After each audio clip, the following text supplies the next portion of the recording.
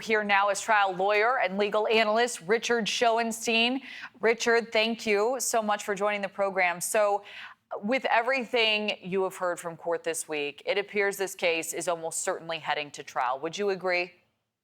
Absolutely. I think near 100% chance, if not 100%, that the judge finds probable cause and lets this case go to trial. And prosecutors showed that series of text messages between Tyler Robinson and his former roommate, Lance Twiggs.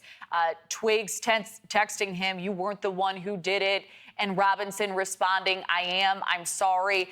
If this does, in fact, go to trial, how would the defense deal with these alleged confessions?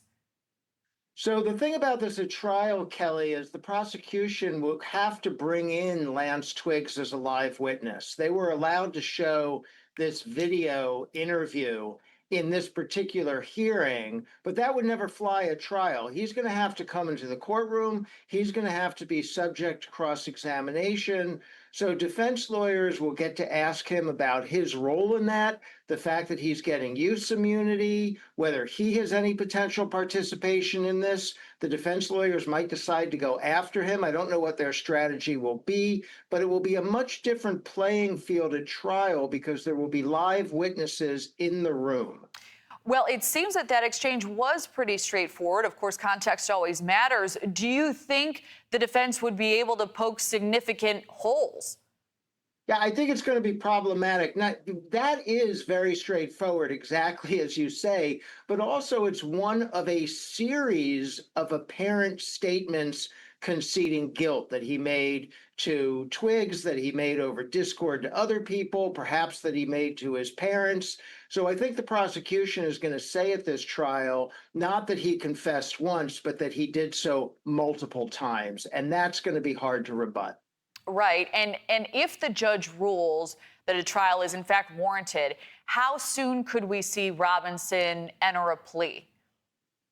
I think he would have to enter a plea pretty quickly. If I understand how this is going to play out, there's going to be briefing, then argument in September, then probably a decision in October. So we would pretty sure have a plea by the end of the year.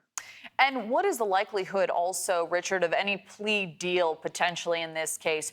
Would it largely depend on whether prosecutors are willing to remove or reduce the possibility of the death penalty?